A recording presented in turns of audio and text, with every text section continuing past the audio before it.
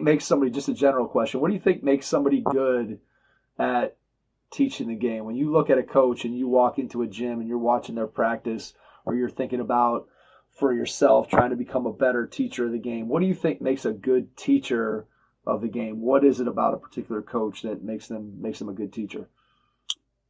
I think I think you got to be a really good communicator. I think that's key, and you got to know who you're teaching to. A lot of kids learn differently. Obviously, some kids are better visual learners. Some kids are better where you physically show them, or some kids can just hear it and do it. I think you got to know your audience. You got to be able to communicate it clearly, and you got to have a good knowledge of what you're doing. I mean, the players are going to know if you're just kind of BSing them. So you gotta have a good grasp and put the work in early and kind of know what you're talking about. But I think those are some key things. But the real thing is the players got to respect you and believe that what you're telling them is what's going to help them to become better.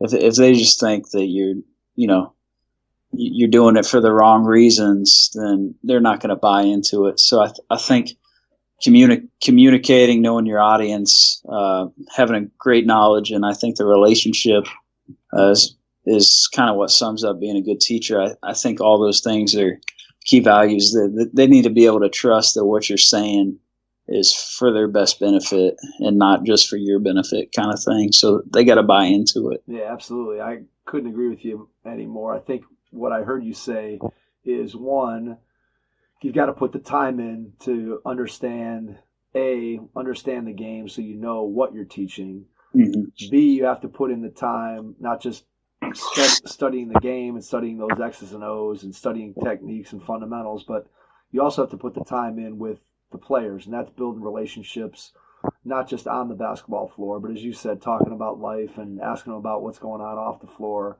And so those are two elements of time. And then the next thing you mentioned was credibility. And I think credibility comes from what we just described there, which is, did I put the time in to know what it is that I'm trying to teach? So do I understand the game? Do I understand the fundamentals? Do I understand how it's going to impact my players?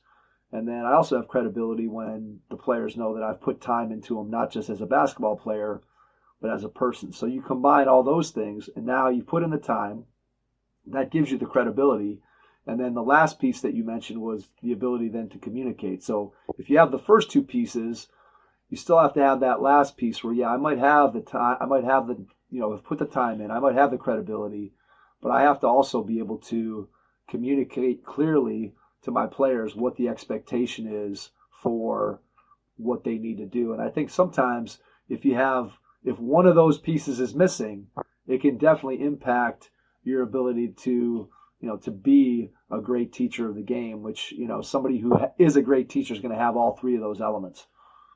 No question. Yeah, I think what you said. I think the biggest key, like kind of what you were hinting at. I think the relationship's so key. Like you can have the most knowledge in the world, and you can be able to speak so clearly, but if the relationship's not there and the kid's not in the right state of mind, they're not going to listen to you, especially if they don't respect you. So you got to do your work early and build that foundation of trust.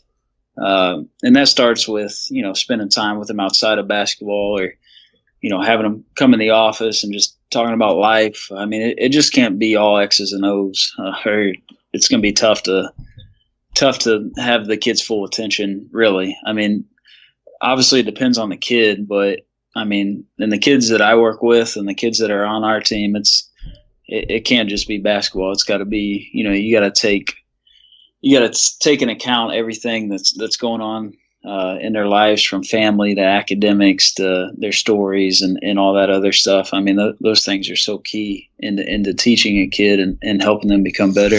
So let's jump ahead before we jump backwards, but let's just go